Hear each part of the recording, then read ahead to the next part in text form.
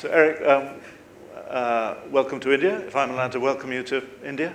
Well, thank you. Of course you are, Alan. Thank you for having me. Yeah, and by the way, thank you for coming all the way, to do this.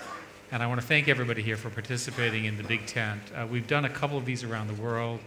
I think they work pretty well, and I was particularly impressed by the quality of the speakers, both the government speakers as well as the NGOs, the activists, and the technical people we've been able to attract so far. So thank you all for participating in this. Alan, go ahead. I've been reading your book. Eric's written a book. It's not coming out till later in April. But it's about the things we're talking about today, and it's about the first billion, the next 5 billion, and India is, in a sense, a microcosm of what you're writing about. So we've been talking a lot today about the people who are digitally connected, but there's going to be a mass of people who are yet to come. What's this going to mean for India? The rough numbers are there are roughly 600 million mobile phone users in India, plus or minus. There's about 130 million internet users and only about 20 million broadband users. So by any definition, India is under-penetrated. And in our book, which I wrote with Jared Cohen, who's here in the audience, we talk a lot about the importance of the next 5 billion. There's on the order of 2 billion people on the internet today. And many of those 5 billion will be coming from India. So imagine a situation 5 to 10 years from now when there's another billion people on the internet.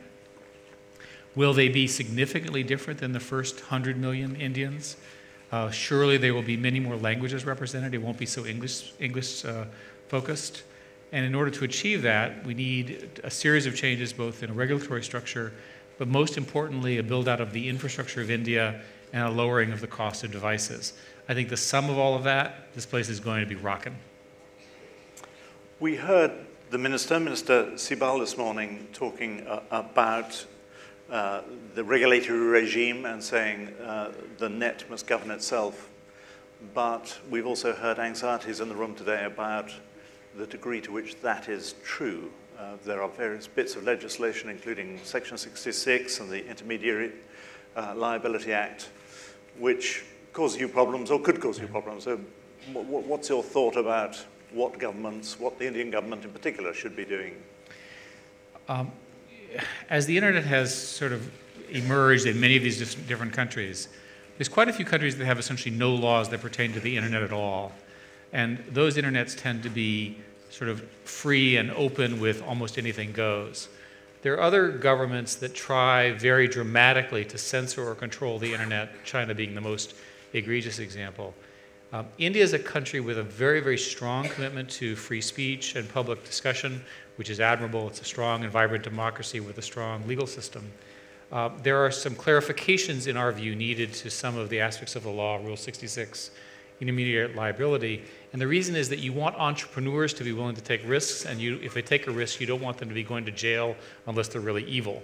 So for example, when content is put up that's offensive, it's important that there be a proper amount of time to discover it's offensive and take it off. Not everyone who's going to join the internet in the next 500 million Indians is going to be a perfect citizen. There will be people who will actually make lies, they will be dramatic, they will promote things, they will do things which are inappropriate that are covered by your laws. It's important that the intermediaries, the telcos, the ISPs, companies like Google, all the new startups, have an ability to take that information down. India's going to be different from other countries because it's going to leapfrog, especially straight to mobile. What are the implications of that direct transition to mobile? There's no huge debate in the industry about the right path. So let me tell you the simple formula. Take fiber optic cables and run them everywhere in the ground that you possibly can imagine. Every road, every ditch, every piece of land, bury a fiber optic cable. Those fiber optic cables with optical amplifiers will last 20, 30, 40 years, and they will scale to infinite bandwidth. Each fiber optic cable can carry all the bandwidth that's available in the air around us today, and even more so with various other techniques involving wavelengths. So the fact of the matter is that fiber solves almost every connectivity problem, and you don't have enough of it. Once you have the fiber to the cities and the towns, the two choices people do nowadays is they have so-called 3G, 4G, more 4G now than 3G, which is a cellular technology which allows you to move around, and then something called Wi-Fi, which is a stationary technology, which is the thing that you would find, for example, in a hotel. In America, the percentage of wireless bandwidth is more Wi-Fi, believe it or not, than it is 3G, 4G. People don't know that. So both are important. But with this, whether you're stationary or whether you're moving, you're going to have really good bandwidth. The issues here have to do with the fact that the telecommunications industry is undercapitalized, has a lot of debt, is trying hard to build this, and they need help to do that.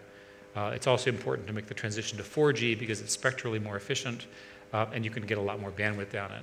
The internet here feels like America around 1994.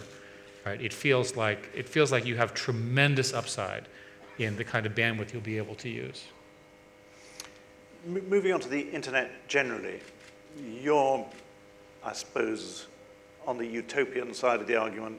You're optimistic. In the past, you've been optimistic about the potential of the internet, and I'm just struck by the balance in the book between a feeling that interconnectivity is the key to everything, can solve everything from social justice and poverty and education. So it is almost the key thing in life. Is that overstated? Well, I've been accused of being the chief propagandist Yeah. of Google in this regard, but I actually believe this. So let me give you some examples of problems that we have here in India that can be solved. You have an education problem. Schools don't have enough textbooks, standards are not strong enough, education can always be improved through mobile devices, which is how most people will consume the internet. And you ask, how is the mobile internet different? Not very much, except it's mobile apps as opposed to desktop apps. But for a person who's had nothing, a mobile app is phenomenal. And eventually the mobile apps will be more powerful because they're more personal. So it can solve your education problem, and wherever you are in language, culture, understanding, it can get you to be the best that you can be. That's a great strength of the internet. Highly individual learning. All of this happening now and happening very quickly over the next 5 years. Medicine. Again, in the rural areas here, a lot of lack of information about medicine, generally poor medical care. People have real medical problems. They'll find it out on the internet for many, many reasons. Think about banking. There's a large underbanked or underserved banking population here in India. Through a very clever system that my friend Nandan is building involving an Indian UID, it'll be possible for people to have both a unique name and then tie that into essentially e-commerce banking systems. There are many, many startups that are now building these e-commerce banking systems to move money around. And because of the scale, even though these are small amounts of money, these should be highly profitable businesses for these entrepreneurs. These are examples of this. Let's think about corruption. Corruption is also a problem in India and in many other countries. Because everything is registered on the internet, it's much more easy to investigate such crimes, document them, and bring the perpetrators to justice. So the level of sort of accuracy and precision that you get by the explosion in terms of education, medicine, health, and so forth and so on is phenomenal. There are also negatives. So for example, the loss of privacy, which is a very real concern and something that we talk about in our book. And the possible misuse of this information by governments. Certainly has happened in the United States, may or may not have happened in Europe. It could certainly happen here as well. So just talk about that dark side, because having met you before, interviewed you before, read about you and what you've been saying, there seems to be a more dystopian tone in this book, that you're more anxious about what's going to happen in a way that perhaps I haven't seen from you in the past. Well, as I've explored it, I'm concerned that we need to fight for our privacy or we'll lose it. And the reason this is a concern of mine is that it's natural for these tools and technologies to aggregate information about citizens. We visited I'll give you an easier example, we visited in Mexico.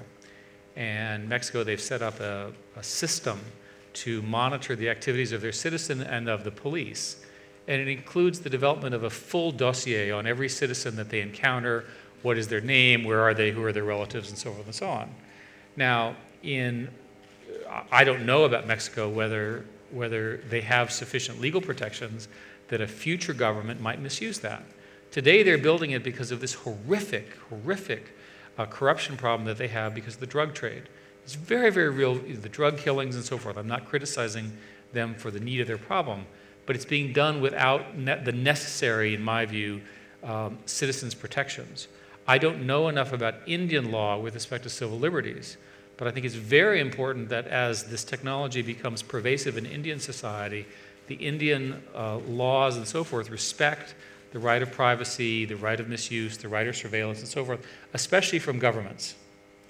So some people would say it's a bit rich coming from you to be talking about loss of privacy because Google is the biggest invader of privacy there is on the planet. Well, some people would say that. Again, I've heard that, and my response is that the internet is doing that. And I would also offer You are the internet, aren't you? Well, unfortunately, I wish we were, but Google is not the internet. Google is an example of an innovative company on top of the internet. But if Google didn't exist, these problems would all be exactly the same. And the fact of the matter is that there's no delete button on the internet. And so falsehoods last longer. Typical example, I'll give you another example.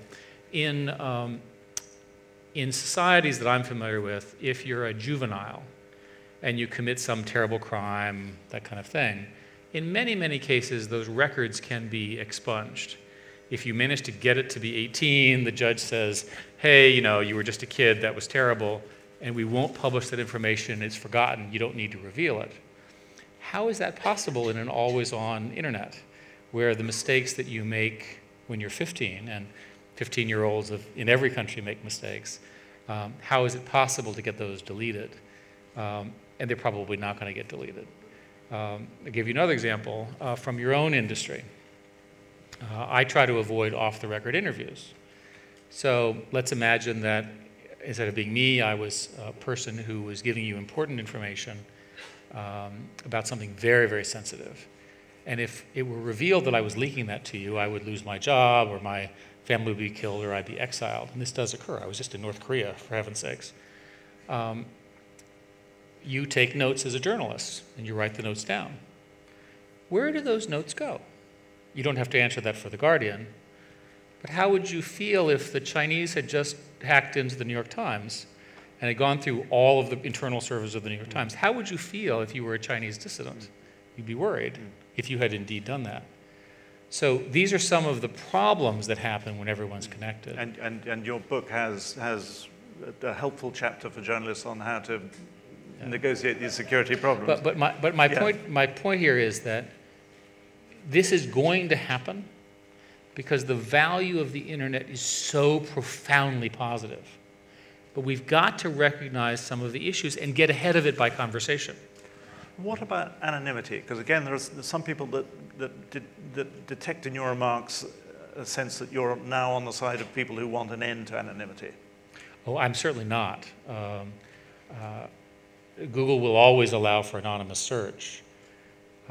If you choose, this is very important to hear this, if you choose to be logged in and let us record more information about you, we can provide better service for you, but you don't have to. And anonymity is very important, especially for people who have reasons to believe that the state or others are going to hurt them. So the internet in general has been pretty good about allowing for anonymity. So for example, the development of public key crypto systems, PGP and the others, really do allow an anonymous communication. And I'll give you an example. If you're, in most citizens don't understand the importance of anonymity, so they do whatever the default is. But machine intelligence can find groups of people who are choosing to be anonymous as long as they're rare. So you want to be very careful to have enough people that are being anonymous that you cannot be singled out by virtue of your being anonymous. This is roughly analogous to the VPN argument in China. Virtual private networks are how you avoid their censors. The machine intelligence in the Chinese communist system can find those connections and pinpoint you through that. So you have to have enough people doing it that you cannot be so isolated. So these are kind of the subtleties of this new world, and people are figuring this out. Give me a couple of minutes on the future of search. So you've got this staggering statistic in your book about how every 2 days now more information is added to our sum knowledge digitally than existed from the beginning of time to 2003. It's important to say the word information does not necessarily say valuable information. No. Well, but that's because the vast majority of that is Facebook, Twitter, and YouTube. That's my point. So, in a sense, is there anybody in the room that doesn't feel overwhelmed by the amount of information that exists? No. No, there's not a single person that doesn't feel. But the great thing about that's a search problem, and that's what we do is we do search. But what are the limitations? I mean, we're getting to the end of the limitation. What comes after search? Because search is increasingly looking like a rather crude tool. I agree with that, but I think the important thing to say, the good news about your question is it sets up a good business for Google for a few years more, because ranking is how you deal with an excess of information. It looks like the rate of innovation in terms of creation of information is accelerating. Humans have a lot to say, and trust me, when the next 500 million Indians come online, they're going to have a lot to say to you all, right? Because they haven't been able to talk to you before, and they have opinions, and you may or may not like them, but they're going to be heard, just as you were heard over the last 5 or 10 years. I think this is a wonderful, wonderful thing. But every one of them creates a search problem and an indexing problem and so forth. So our indices are now massive. Our algorithms are incredibly sophisticated to do the ranking. But ultimately, we have to make a choice of who's first, who's second, who's third, using the best information we can. And again, the more information you choose to give us, the better our ranking can be, although you can choose to give us none, and we'll do the best we can. In the longer term, you want to think about computers much more as sort of your assistant on a day-to-day life. So if we go back to the phone, what happens over the next 5 or 10 years to the phones, especially in developed countries which have the bandwidth, is they become much more of your personal memory. So here I am in India. What I'd like my phone to say is, Eric, you've been to this hotel before. Yes, you met with these people before, but you forgot them. This is the correct way to address this person, to sort of serve as my digital aid and assistant. Computers are very good at infinite memory problems and needle in a haystack problems. They're very bad in the area of judgment, sort of human thinking, right? Although we're trying to get better on that. And so it's probably the case that most of our use of these things will be as assistants that are situational. Google has a product called Google Now at the moment that tries to intuit, again, if you give it permission and so forth, to make suggestions. Like it thinks you're going from your home to your office. It tells you how long it thinks it's going to take you, trying to be helpful, and you can turn it off if you don't like it. So you'll see more and more of that. Think of that as search without actually typing the search in. And again, those algorithms will get better and better. When can I get Google Now on my iPhone? On your iPhone? Yeah. You'll need to discuss that with Apple. Apple has a policy of approving or disapproving apps that are submitted into its store, and some of the apps we make they approve, and some of them they don't. They recently did approve Google Maps, thank goodness. And without being too obnoxious, you have excellent vendors of Android choices for you in London from many different suppliers. Free adverts. So Apple got a problem with Google Now? That was an ambiguous statement. That was a question. Does Apple have a problem with Google or Google Now? Google Now, capital letter. Let me not talk about the specifics. I don't think they're particularly worried about Google Now. Tell me about Germany and France.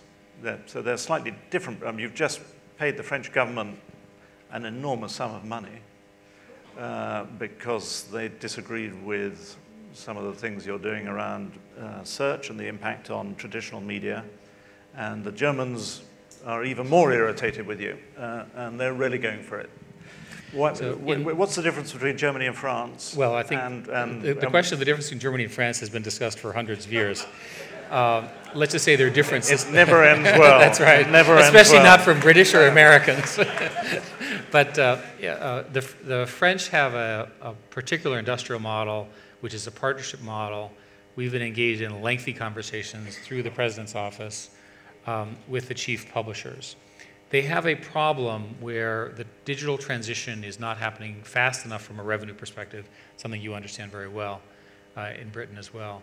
And so what we agreed after a lot of give and take with the president was to create a digital transition fund of 50 or 60 million euros, I believe, over a 5-year period. And that money will be run by a board, of which Google is one of, I think, 9 members, correct me if I'm wrong. And those members will then choose the technologies and new ways of monetizing digital content for France. I think this is an excellent outcome. That sounds great. Can we have one too? I'm sure we can talk about it. Is that a yes? You can just say yes. That's right. The reason I like this model is I don't like the idea of randomly writing checks to publishers in the old model, and I think it's a very good idea for Google to assist in the transformation of their business model from old to new. So it's a very good positioning. The Germans, we had a different situation. The Germans invented a new concept, which they called ancillary copyright, which can be roughly understood as if there is a link to my content, you owe me money. This construct, which makes perfect sense to their lawyers, breaks some of the core ways in which the internet works, and so we fought very hard over this. And through a series of complicated negotiations, a law was passed in the lower house approximately 3 weeks ago, which establishes this principle, but gives an opt-out for small number of words and links, which is what we do. So we think that's an okay outcome. It's sort of a step in the wrong direction, because it doesn't really address the business model question, which we would argue is best addressed through new forms of advertising, new forms of subscription, because frankly, your users are moving online, and they're moving online because they're moving to tablets, and they're moving to mobile phones, tablets and mobile phones from Google's partners, Apple, and others. When we were talking just now, you told me you love Google Reader. Oh yes, I do love Google Reader. But you've killed it. Well, we had priorities, and there are plenty. Each man kills the thing he loves. I know. Well, all I can tell you is that RSS readers they're very good choices and alternatives to Google Readers, and we needed those people to work on other much more integrated products. But it's with a heavy heart I answer that question, but that's the truth. So I will have to choose, on the deadline of the day, I will then fix and choose to another one of Google Readers. So it's just a question of priorities. Yeah, it's always about priorities. When you go to the Google More page, yeah, there used to be lots of stuff there. I mean, it used to be 2 or 3 pages of really interesting, innovative stuff, and now it's quite a short list. Mm-hmm. Now, is that because you've run out of new ideas, or is it that you've decided to consolidate? The thinking that Larry and Sergey and I, and the product area structure that was created when Larry replaced me, obviously with my full support, is that we needed to take our scarce resources and make these systems global platforms. Under my leadership, we had much more of a try here, try there, which worked really well. But the thinking, which we all agreed to, was it was time to stop throwing things over the fence and seeing what happened, but have much, much more sophisticated understanding of the global impact of our problems and products, the scale and so forth. And that's led to the tremendous success that you see now with YouTube, Gmail, Chrome, Android. I mean, the list of it, and I haven't even mentioned search and ads. Maps, look at what we've done there. So the focusing had the cost of making the More page shorter, but it had the benefit of taking the scarce resource, which is ultimately the thing of the company, and you produce these products which they literally have no peer. They're that good, and I say that as a booster. So you're not. It's not a question of consolidation. No. The term that we use internally is spring cleaning, and Google Reader is an example of spring cleaning. Okay. You're very reliant on advertising. Yes, we love advertising. 98%, is that right? 98 or 98 and a half. So that's quite reliant. Lots of people are worried about how advertising is going to work on mobile, or whether advertising does work on mobile, or whether we're moving into a sort of post-advertising age anyway. Well, first place, do you really think advertising is going to go away, guys? Look at the development. Drive on the highways here. Look at the number of ads. Advertising is not going to go away. It changes. And part of Google's success is because we showed that advertising can be a science as well as an art. It needs to be both, because you can actually measure advertising efficiency. So the issue in the industry, of which Google is simply an example of this problem, is that mobile advertising is different in a number of ways. It's much more personal and therefore should be worth more. But in our case, there's less inventory, the targeting is different, and the form factor, the physical size of the ad is smaller, which actually does affect capture rates and so forth. So we are in the process of changing and adapting our mobile ads products to address all of this, I think quite successfully. But it's a transition that the whole industry will go through. But no one should be confused as to the future. The future is mobile, right? We're in a transition. It's multi-years, maybe it's a decade, but it's a mobile future. It's tablets and mobile devices of one kind or another, maybe even Google Glasses, maybe the rumored Apple Watch. You never know, but it's mobile devices. Yeah, so I can't work out if you've answered the question or not. I mean, because the kind of advertising that's, I mean, on these tiny screens, all the forms of advertising that we've been used to in digitally so far, and some people think those don't work very well either, but I mean, the new formats haven't yet really arrived. Well, our formats work better than any other advertising that you can do, including television and radio, and we know this mathematically, so we're doing just fine. Yeah. So don't be too worried about us. I stay awake at night worrying about him. So we're very, very proud of our we can prove that our ads are more effective. That's why people come to us, and they come to us in recessions as well as growth periods and so forth. They know it works. So the conversion ratios and so forth and so on, which we understand very well, are also going to be very good on mobile. The reason to believe, and again, we're in a transition now, the reason to believe that mobile ads should ultimately be more valuable is because we have more information about the consumer, because we're connected to them. We know roughly their location. If they choose to, they can share their history with us. They can also target the areas in which they want advertising. So for all of those reasons, I've always believed that mobile ad revenue on a per ad basis should be higher, and the industry is working to get it to be even. Tell me, and the other thing to know is that while it's true in aggregate, for example, that PC growth rates are slowing, which has been widely reported, mobile growth rate is through the roof. And so it's a blend of the two, which has helped Google's financial performance. This is well documented. Tell me about, because there are a lot of journalists in the room, and there are the indications that Twitter is interested now in becoming a news organization. Is that a good idea? Is that an interesting idea? Is that going to work? I don't know Twitter's plans. A whole bunch of them are friends, and a number of them we sent over to help run them and things like that. But so I don't know how they're going to go. What is impressive to me is the scale of reach of Twitter, and how effectively a 140-character limit has been used for people who care about publicity, who care about getting messages around. One model for journalism in the long run is that journalism will have more celebrity in it as opposed to less. That trust in average society, the average person is sort of obsessed with celebrity for whatever reasons. And it's probable that celebrities will play an even greater role in what you think of as legitimate news coverage, because people trust the celebrity for reasons, again, we're never quite sure. Let's talk about you. Sure. You've announced that you're going to be selling off 40% of your stock, and some people see that as a signal that your time in Google will be coming to a natural end. Completely false. You can see why they think that.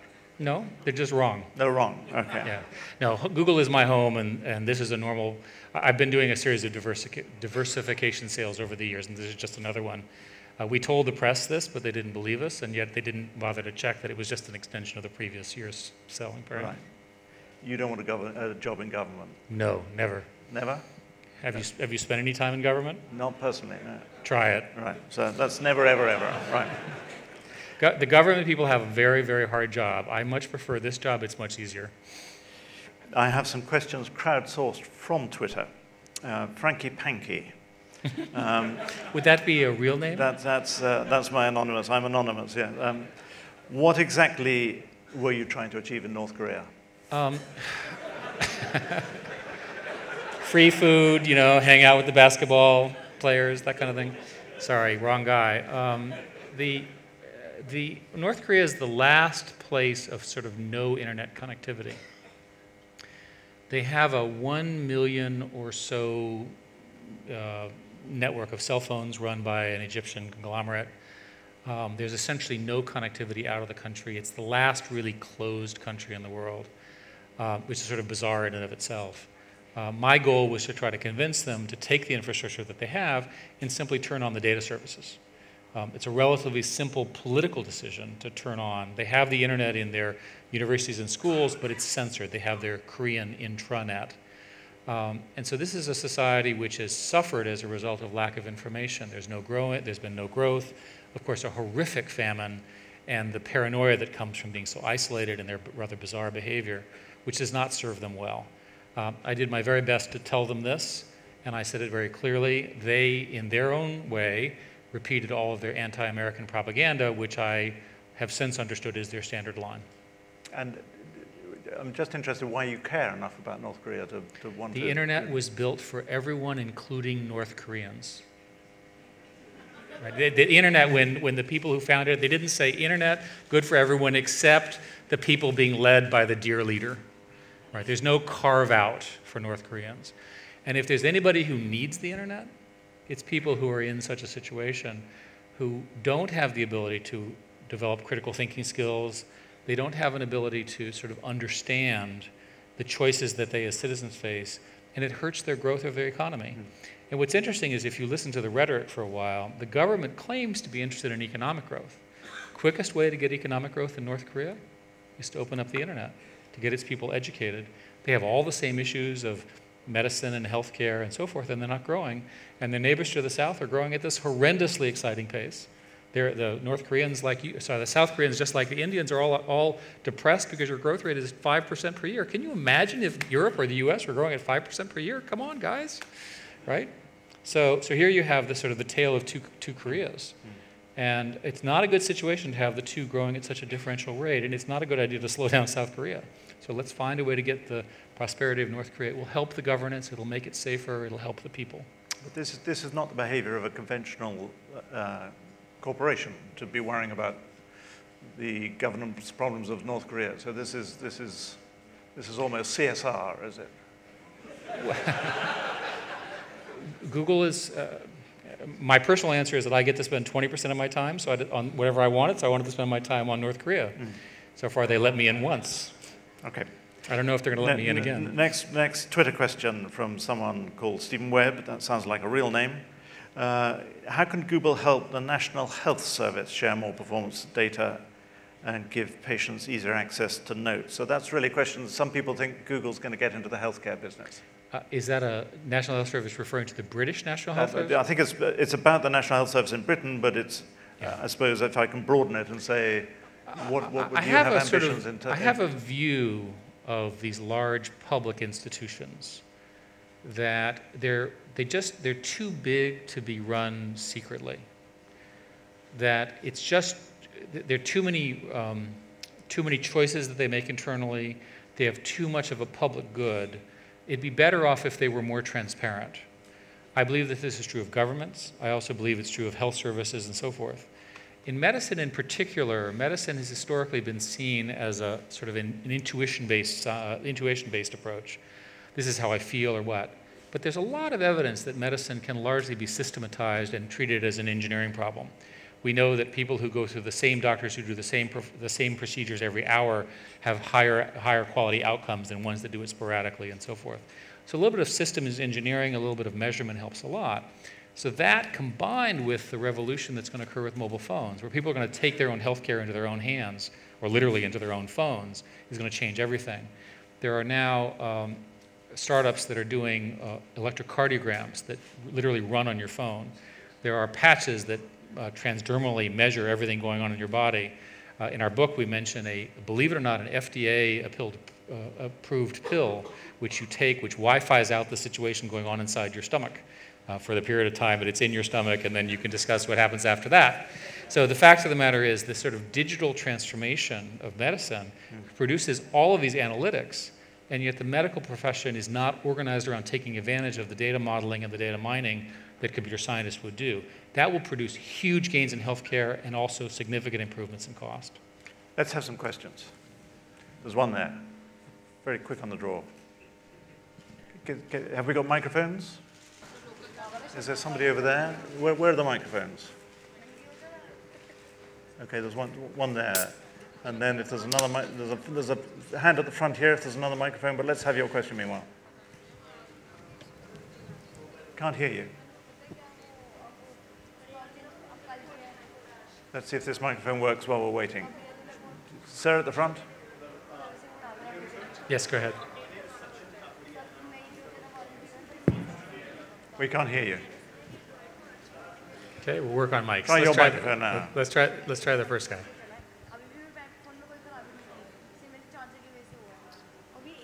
Can you hear me now? Yes. Great. My name is Sachin Tapadia, and I'm a founder of a recently launched company called Local Circles. The idea is to build a local social network to improve daily life and make credible information easily available. Things like how do you find a good pediatrician in central Delhi, or how do you get your child admitted into a particular school. Sure. Things not available through regular search. I'm not marketing here. The platform has been built globally, but the first market is Indian, and our investors are Indian. Here is the challenge that we face, and I hope to hear from you on this. So India has very limited question because we want to get lots of questions. India has very limited expertise in terms of social media investments because we haven't built platforms like Facebook and LinkedIn. So the expertise lies in America, and the investors lie in America, while the market is Indian. How can companies like Google, who are global, play a role in assisting companies like these and helping them move forward? Well, the Google answer would largely be to try to use as many of our platform products as possible. So try to use Google+, our APIs, all of that as you can in your architecture. 40% of our company runs on Google, the remaining 40 runs on Amazon. Good. So hopefully we'll improve our percentage. So in general, you're well served by using, and Amazon, by the way, does a fine product as well, using these modern cloud-based services. I disagree with you that you're hampered by the lack of social knowledge. You have everything you need. You have incredibly smart people who have local knowledge of how the city works. What do people really care about? And all of these social apps that you're describing have the property they're about solving a problem I have. So if I were running a startup like yours, I would sit down and I would walk around, I would spend a whole day with my team, wandering around and asking questions, what problem can I solve right now? Where's my doctor? Where's my store? How do I get the drugs delivered? How do I get some money to pay for it? And I'd solve all of those in a very simple UI. You're going to do great. Yeah.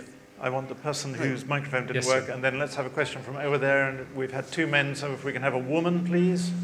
Yes.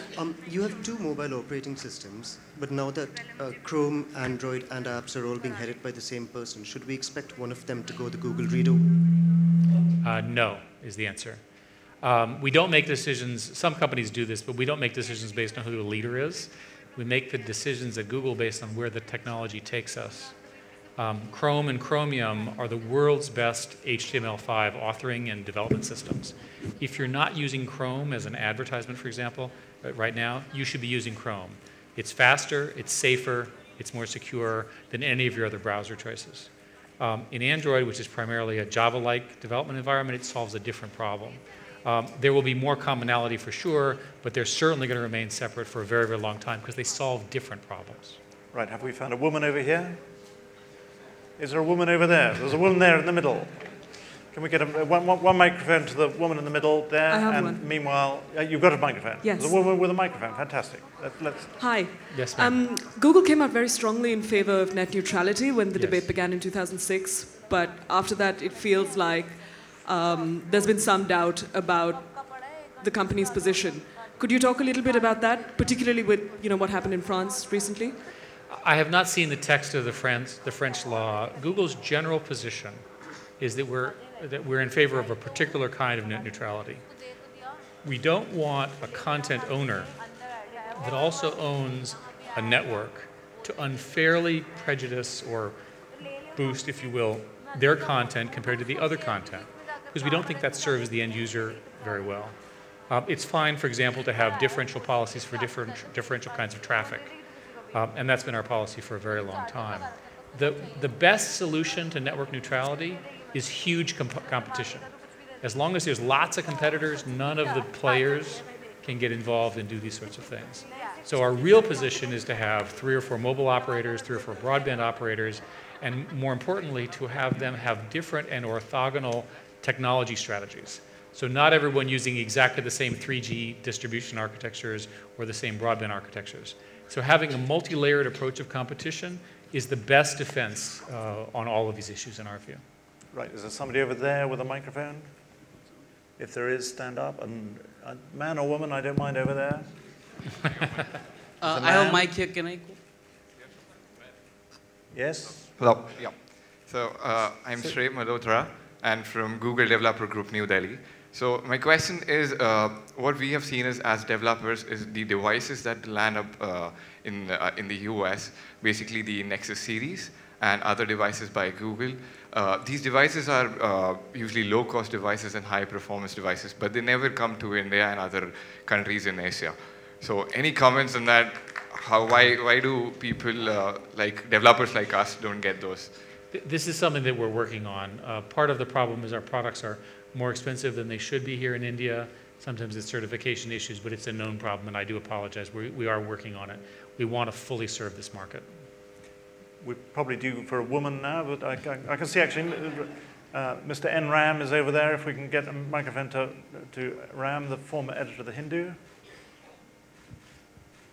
And then I want a woman from over here, because we're 5-1 at the moment.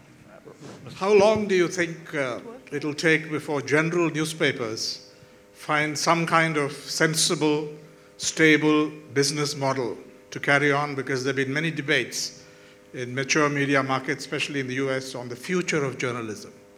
Will there be a future for journalism? So what's your thinking on how long it'll take and whether it'll come from paywalls or ad-led or whatever? What's your thinking on that? This problem has been around for more than a decade. And newspapers, which are the heart of, I think, democracy, had sort of three sources of revenue. They had static ads, they had circulation, and they had classifieds. And they were also, so all of those declined in various reasons because of the internet and viewing patterns and so forth and so on, and demographic issues, at least in America. It's better in some other countries. It's doing particularly well here in India. I think it's also doing very well in Britain, so that's to your credit. The increase in cost of newsprint, cost of labor, expensive new printing plants, that sort of stuff has certainly made it more difficult. We have a couple of very, very good examples. In America, I can give you two. One is Politico, which emerged as a sort of online only with a newspaper attached, primarily ad-supported. Another one was the Huffington Post, which again has gotten a lot of readers. So a reasonable model is that new starts are probably going to be advertising supported, because they'll go for the widest audience and they'll make small amounts of money in advertising.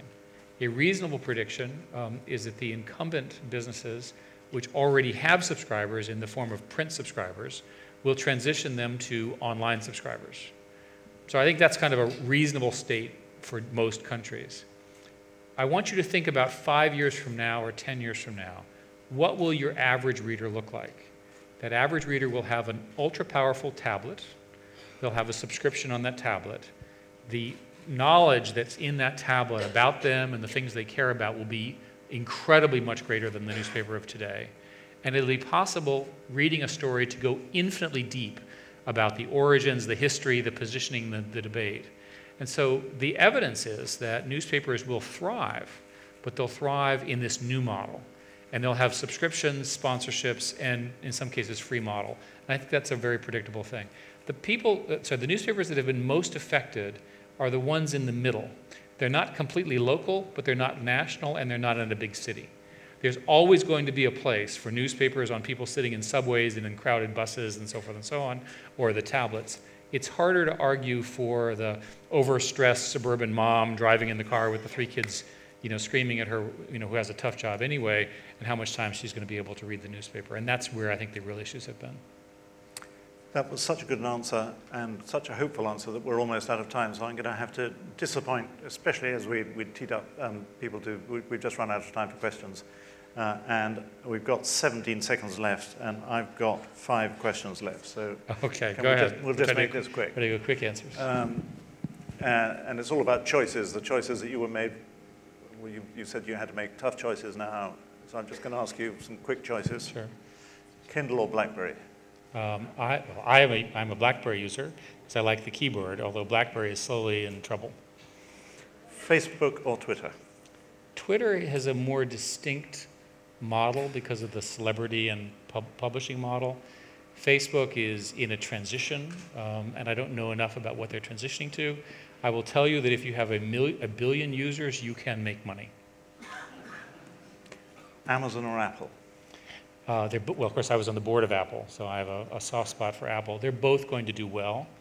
Apple will continue to be a tremendous technology innovator and build beautiful products, regardless of the market share of the products, and that's a great strength. They will continue to be that innovator. Amazon has well passed any expectations of its ability to change distribution and marketing. They're an important Google partner, and I think compete with us as well. iPad mini or iPad? iPad, I have both. iPad. You don't like the little one? It's too small. That's the point of it. Well, you should have told me that before right, I bought okay. it. But you know, frankly, if you take a look at the Samsung 10-inch tablet, notice called the Nexus 10, I would have a chat look at that. And final more question. apps, more scalable, more secure. Sorry. Final question, India or China? In the short term, India gets all the attention. China gets all the attention. The math favors India. Great. And I'm a mathematician. We'll finish there. Big hand, Eric. Thank you. Thank you, guys. Thank you all. Thank you all for coming.